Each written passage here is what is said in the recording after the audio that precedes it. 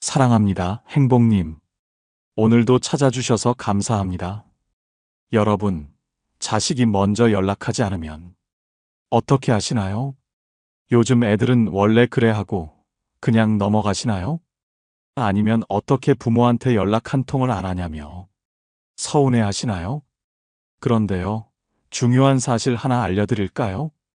자식이 먼저 연락하지 않는다면 절대 먼저 연락하지 마세요. 아니, 그럼 영영 연락을 안 하면 어떡해요? 걱정하실 수도 있습니다. 하지만 부모가 먼저 연락하면 할수록 자식은 점점 더 멀어질 뿐입니다. 우리가 흔히 하는 실수가 있습니다. 연락이 없으면 자식이 부모를 멀리하는 것 같고 애정을 덜 갖고 있는 것처럼 느껴지죠. 그래서 안부를 묻고 관심을 표현하려고 먼저 연락하게 됩니다. 하지만 이 행동이 오히려 자식이 부모를 피하게 만드는 원인이 될 수도 있습니다. 그럼 왜 그런 걸까요? 오늘 이 이야기를 함께 풀어보겠습니다. 주제가 마음에 드신다면 구독과 좋아요 눌러주세요. 여러분의 마음을 울리는 좋은 콘텐츠로 보답하겠습니다. 이제 솔직히 말해봅시다. 부모에게 먼저 연락하지 않는 자식들, 도대체 무슨 생각일까요? 부모가 먼저 전화하지 않으면 아무렇지도 않게 몇 달, 아니 몇 년이라도 지나가고, 그러다 필요할 때는 언제 그랬냐는 듯이 연락해 엄마 아빠 부르며 도움을 요청하는 모습. 이런 자식, 솔직히 너무하지 않습니까? 첫째, 부모를 당연한 존재로 여긴다. 어릴 때부터 부모가 늘 챙겨주고, 늘 먼저 다가가고, 늘 기다려줬기 때문입니다. 부모는 내 편이니까 내가 먼저 연락하지 않아도 괜찮다 라고 착각합니다. 둘째, 자신의 인생이 더 중요하다. 내 삶이 바빠서 부모님 챙길 시간이 없다. 이게 이유라면 부모님은 한 번도 바빴던 적이 없나요? 부모님도 바쁘고 힘들었지만 늘 자식을 먼저 챙겼습니다. 하지만 자식들은 자기 일에만 몰두하고 부모는 뒷전입니다. 셋째, 필요할 때만 찾는다. 평소에는 연락 한 통 없다가 돈이 필요하거나 도움이 필요할 때는 엄마 아빠 부르며 연락하는 패턴. 부모가 은행입니까? 이런 자식들은 부모를 조건부 존재로 여깁니다. 필요할 때만 찾고 평소에는 방치하는 것. 넷째, 부모가 언제나 기다릴 거라 착각한다. 부모는 늘 그 자리에 있을 거라 생각하죠. 바빠서 연락 못했어. 다음에 하면 되겠지. 그런데요, 부모님은 영원하지 않습니다. 시간이 지나면 후회만 남을 뿐입니다. 다섯째, 부모를 불편한 존재로 여긴다. 부모와 대화하면 잔소리를 듣거나 부담을 느낄까봐 피하는 경우도 있습니다. 하지만 생각해 보세요. 부모가 자식을 위해 해주는 말들이 그렇게까지 불편한가요? 부모의 말 한마디, 조언 하나가 귀찮다고 연락을 끊는다면 그건 관계 자체를 끊는 거나 마찬가지입니다. 자, 이제 한번 생각해 보세요. 여러분의 자식은 얼마나 자주 먼저 연락을 하나요? 마지막으로 먼저 연락했던 순간이 언제인가요?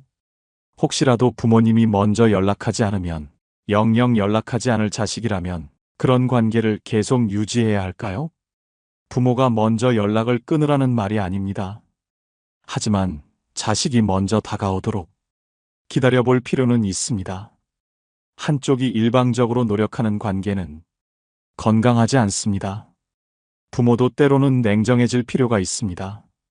자식이 먼저 연락하지 않는다면 먼저 매달리지 마세요. 그렇다면 부모는 어떤 태도를 가져야 할까요? 첫 번째, 기다리는 부모가 아니라 삶을 즐기는 부모가 되라. 사람은 가까이 있을 때는 소중함을 잘 모릅니다. 특히 언제든 연락하면 바로 받아주는 부모, 늘 기다려주는 부모는 더더욱 당연한 존재로 여겨집니다. 하지만 반대로 부모가 자신의 삶을 즐기며 바쁘게 살고 있다는 느낌을 주면 자식은 무의식적으로 관심을 갖게 됩니다. 철학자 프리드리히 니체는 이렇게 말했습니다. 소중함은 부족할 때 더 크게 느껴진다. 미국의 가족 심리학 연구에 따르면 부모가 자기 삶을 충실히 살아갈수록 자녀가 부모에게 더 관심을 갖고 연락할 확률이 높아진다고 합니다. 어느 날 한 아들은 이상함을 느꼈습니다. 어? 엄마가 요즘 전화를 안 하네? 늘 먼저 연락하던 부모가 갑자기 조용해지자 슬쩍 SNS를 보니 어머니는 친구들과 여행 중이었고 아버지는 골프를 배우고 있었습니다. 엄마, 요즘 뭐 해? 아빠, 어디 갔다 왔어? 처음으로 아들이 먼저 연락을 했습니다. 부모가 늘 그 자리에 있을 때는 당연했지만 자신들의 삶을 즐기는 모습을 보이자 오히려 궁금해진 것이죠. 심리학적으로 이를 사회적 증거 이론이라고 합니다. 사람은 다른 사람이 행복하게 사는 모습을 보면 관심을 가지게 됩니다. 즉, 늘 자식을 기다리는 부모보다 자기 삶을 즐기는 부모가 되었을 때 자식은 더 궁금해지고 먼저 연락하고 싶어집니다. 그렇다면 우리는 어떻게 삶을 즐길 수 있을까요? 새로운 취미를 가져보세요. 독서, 여행, 그림, 악기 연주, 운동 등 배우고 싶은 것을 시작해보세요. 사회활동을 늘려보세요. 친구들과 자주 만나거나 동호회나 봉사활동을 시작해보세요. 자신을 위한 시간을 가지세요. 혼자만의 여유를 즐기고 자신을 위한 작은 선물을 해보세요. SNS나 가족 단체 톡에 가끔 소식을 남겨보세요. 요즘 골프 배우는데 너무 재밌네. 오늘 친구들이랑 맛있는 거 먹고 왔다. 자식이 부모의 삶에 자연스럽게 관심을 갖도록 유도하세요. 여러분은 어떤 부모인가요? 늘 기다리는 부모인가요? 아니면 자신의 삶을 즐기는 부모인가요? 심리학자 마틴 셀리그만은 말했습니다. 행복한 사람은 주변까지 밝힌다. 부모가 자신의 행복을 찾고 자식이 먼저 다가오도록 만드는 것. 그것이 건강한 관계를 유지하는 첫 번째 방법입니다. 두 번째, 자식이 먼저 연락하고 싶도록 매력적인 부모가 되라. 심리학적으로 보면 사람은 감정적으로 편안한 대상에게 더 자주 다가갑니다. 하지만 부모가 연락할 때마다 잔소리를 하거나 훈계한다면 자식은 무의식적으로 부모와의 연락을 피하게 됩니다. 하버드 대학의 심리학 연구에 따르면 긍정적인 대화 경험이 많은 관계일수록 소통 빈도가 증가한다고 합니다. 즉, 부모가 따뜻하고 편안한 대화 상대가 될수록 자식은 먼저 연락하고 싶은 마음이 생깁니다. 반대로 부모가 연락할 때마다 왜 연락이 이렇게 뜸하냐? 너 요즘 뭐 하고 사냐? 바쁘다고 해도 부모한테 이럴 수 있냐? 이런 말들을 반복하면 자식은 부담을 느껴 점점 연락을 더 피하게 됩니다. 미국 심리학자 존 가트맨은 이렇게 말했습니다. 좋은 관계는 강요하는 것이 아니라 자연스럽게 이어지는 것이다.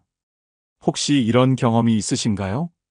처음에는 연락을 자주 하던 자식이 어느 순간부터 점점 연락을 줄여가는 모습. 그 이유를 곰곰이 생각해보면 그 만남이 즐거운 시간이었는지 아니면 지적과 잔소리로 가득 찼는지 떠올려 보세요. 철학자 랄프 waldo 에머슨은 이렇게 말했습니다. 우리의 말 한마디, 태도 하나가 인간관계를 결정짓는다. 부모의 말 한마디가 자식을 밀어낼 수도 끌어당길 수도 있습니다. 좋은 관계는 억지로 유지하는 것이 아니라 자연스럽게 이어지는 것입니다. 자식이 연락하고 싶게 만들려면 부모는 편안하고 매력적인 존재가 되어야 합니다.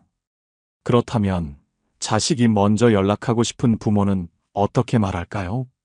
자식이 찾고 싶은 매력적인 부모는 이렇게 말합니다. 내 목소리 들으니까 좋다. 부담 없이 연락할 수 있는 분위기를 만듭니다. 요즘 재미있는 일 있어? 신문하듯 묻는 대신 가볍게 대화를 시작합니다. 너랑 얘기하면 기분이 좋아진다. 자식이 부모와의 대화를 긍정적으로 기억하게 만듭니다. 너 참 든든하다. 요즘 멋지게 잘 살고 있네. 자식을 인정해주면 더 자주 연락하고 싶어집니다. 전화해줘서 고마워. 바쁜데 이렇게 시간 내줬네. 연락에 대한 부담을 줄이고 오히려 자식이 뿌듯함을 느끼게 합니다. 자식이 부모와의 대화를 부담이 아닌 즐겁고 따뜻한 경험으로 느낄 때 다음에도 먼저 연락하고 싶어집니다. 이제 한번 생각해 보세요. 내가 자식에게 어떤 부모로 기억되고 있는지. 자식이 부모와의 시간을 즐거워하고 먼저 연락하고 싶어지는 부모가 되는 것. 그것이 관계를 지키는 두 번째 방법입니다. 세 번째, 거절할 줄 아는 부모가 되라. 어떤 관계든 건강한 거리두기가 필요합니다. 부모와 자식 사이라고 해서 예외는 아닙니다. 심리학에서는 이를 경계 설정 이론이라고 합니다. 관계에서 적절한 경계를 설정해야 서로가 존중받고 균형이 맞는 관계가 형성됩니다. 하지만 많은 부모들은 자식이 부탁을 하면 거절하기 어려워합니다. 부모가 돼서 그걸 못해주나? 자식 힘든데 어떻게 거절해? 이런 생각에 망설이지만 사실 이런 관계는 건강하지 않습니다. 어느 날 몇 달 동안 연락 없던 아들이 전화를 걸어왔습니다. 엄마 잘 지냈어? 아들, 웬일이야? 무슨 일 있니? 아들은 잠시 머뭇거리더니 본론을 꺼냅니다. 사실 나 이번에 이사해야 하는데 전세금이 좀 부족해서 엄마가 3천만 원만 좀 도와줄 수 있어? 순간 어머니는 말문이 막혔습니다. 아들이 힘든 상황이라는 건 알겠지만 그동안 아무 연락도 없던 아들이 돈이 필요할 때만 연락한 것이 왠지 씁쓸하게 느껴졌습니다. 하지만 예전처럼 선뜻 도와주지 않았습니다. 대신 이렇게 말했습니다. 엄마도 요즘 사정이 넉넉지 않아서 이번에는 어려울 것 같구나. 아들은 처음엔 당황했지만 이후로는 부모를 찾는 방식이 달라졌습니다. 필요할 때만 연락하는 것이 아니라 가끔씩 안부를 묻고 연락을 하기 시작한 것입니다. 어떤 관계든 부모는 늘 도와줘야 한다는 공식이 생기면 그 관계는 불균형해집니다. 부모도 거절할 줄 알아야 합니다. 그러면 자식은 부모를 단순한 지원자가 아니라 존중해야 할 하나의 인격체로 대하게 됩니다. 이제 한번 생각해 보세요. 나는 자식에게 늘 예스라고 말하는 부모인가요? 아니면 건강한 경계를 설정할 줄 아는 부모인가요? 가족 심리학자 마리안 쿠퍼는 이렇게 말했습니다. 관계는 서로의 필요가 아닌 존중 위에 세워져야 한다. 자식이 먼저 연락하고 싶도록 만들려면 때로는 단호한 거절도 필요합니다. 그것이 건강한 부모-자식 관계를 지키는 세 번째 방법입니다. 네 번째, 긍정적 무관심을 실천하라. 부모라면 누구나 자식이 연락하지 않으면 걱정이 되고 서운한 감정이 들기 마련입니다. 하지만 자식이 연락을 안 할수록 부모가 더 매달리면 관계의 균형이 깨집니다. 심리학에서는 이를 내적 통제력 이론이라고 합니다.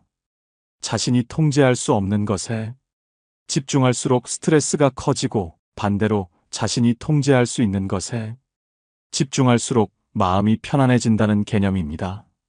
즉, 자식이 연락하는지 아닌지는 부모가 통제할 수 없는 영역입니다. 그렇다면 그에 감정적으로 휘둘릴 필요도 없습니다.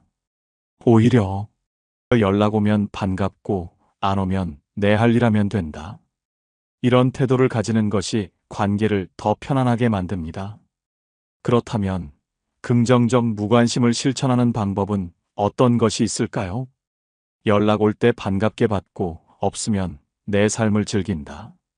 연락이 없다고 불안해하거나 서운해하지 않는다. 자식이 연락하지 않는 시간에 나만의 시간을 갖는다. 취미를 갖고 자식 말고 다른 관계에 집중해 본다. 괜히 먼저 연락해서 서운함을 표현하지 않는다. 왜 연락 안 해? 대신 요즘 잘 지내? 로 가볍게 묻는다.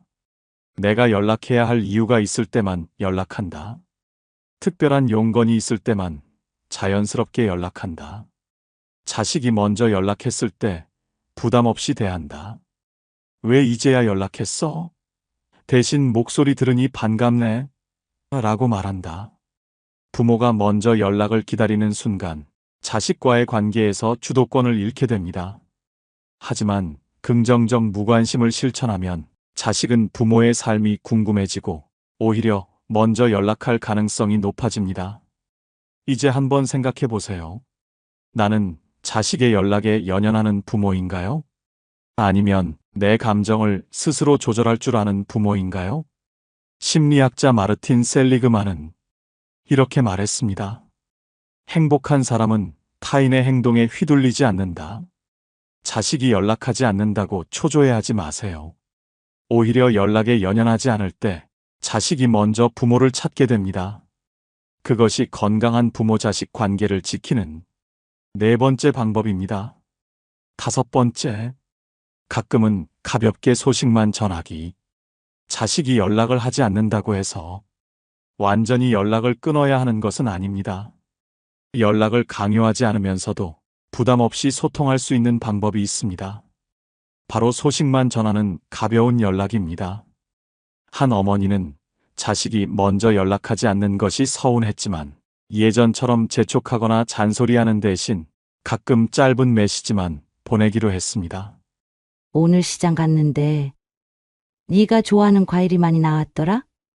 문득 생각나서 보내봐. 오늘 날씨가 참 좋네. 그냥 생각나서 톡 보냈어. 잘 지내지? 메시지를 보낸 후 어머니는 답장을 재촉하지 않았습니다. 하루가 지나고 자식에게서 연락이 왔습니다. 엄마, 그 과일 아직 있어? 나중에 갈 때 사다 줘. 그렇게 가벼운 대화가 시작됐습니다. 부담 없이 시작된 대화가 자식이 부모에게 다가올 수 있는 자연스러운 계기가 된 것입니다. 사회적 교류 이론에 따르면 인간관계에서 부담이 적을수록 상대방과의 관계를 유지하려는 동기가 커집니다. 즉, 부모가 왜 연락 안 해? 그 같은 부담스러운 말을 하기보다 그냥 가볍게 그냥 생각나서 보내봤어 라고 하면 자식이 연락을 피하지 않게 됩니다. 기다리는 것과 외면하는 것은 다릅니다. 자식을 단절하는 것이 아니라 부담을 주지 않으며 자연스럽게 기다려주는 것입니다. 그렇다면 가볍게 소식을 전하는 방법은 어떤 것들이 있을까요? 오늘 이런 일이 있었어. 그냥 생각나서 보내봐. 안부를 묻는 것이 아니라 가벼운 소식을 전한다. 내가 좋아할 것 같아서 사진 찍어 보내. 일상 속에서 자식을 떠올렸다는 느낌만 주고 강요하지 않는다. 엄마 요즘 새로운 취미 시작했어. 다음에 얘기해 줄게. 자식이 먼저 궁금해하고 연락할 수 있도록 유도한다. 오늘 날씨 참 좋네. 그냥 톡 보냈어. 잘 지내지? 답장을 강요하지 않는 편안한 분위기를 만든다. 그리고 가장 중요한 것, 답장이 없다고 조급해하지 마세요. 기다려주는 것이지 자식과의 관계를 끊는 것이 아닙니다. 이제 한번 생각해 보세요. 나는 자식과 대화할 때 부담을 주고 있지는 않았나요? 심리학자 칼 로저스는 이렇게 말했습니다. 사람은 강요받으면 도망가고 편하면 다가온다. 자식이 먼저 연락하게 만들고 싶다면 강요하지 마세요. 가볍고 부담 없는 소식을 전하는 것, 그것이 건강한 부모-자식 관계를 지키는 다섯 번째 방법입니다. 마지막으로 꼭 드릴 말씀이 있습니다. 자식이 먼저 연락하지 않는다고 너무 서운해하지 마세요. 그동안 얼마나 애쓰셨나요? 온 마음을 다해 키우고 무엇이든 다 해주고 싶었던 그 시간들. 그 노력과 사랑은 결코 헛되지 않았습니다. 이제는 조금 내려놓아도 괜찮습니다. 자식을 기다리느라 외롭기보다는 스스로를 더 따뜻하게 안아주세요. 부모도 한 사람의 인생을 살아가는 존재입니다. 내 삶을 소중히 여기고 나를 위해 살아가는 것이 결국 자식에게도 더 깊은 사랑이 됩니다. 그러니 너무 서운해하지 마세요. 그저 오늘 하루 여러분 자신을 위해 행복한 시간을 보내주세요. 그것만으로도 충분합니다. 오늘 영상을 보며 여러분은 어떤 생각이 드셨나요? 혹시 지금 자녀와의 관계 속에서 느끼는 어려움이나 고민이 있다면 댓글로 나누어 주세요. 여러분의 이야기가 누군가에게 공감과 위로가 되고 또 다른 배움과 깨달음의 시작이 될지도 모릅니다. 오늘 영상이 도움이 되셨다면 소중한 분들께 공유해 주시고 구독과 좋아요로 저를 응원해 주세요. 여러분과의 소중한 연결이 저에게 큰 힘이 됩니다. 오늘도 여러분의 행복을 빕니다. 이상으로 행복 주문서였습니다.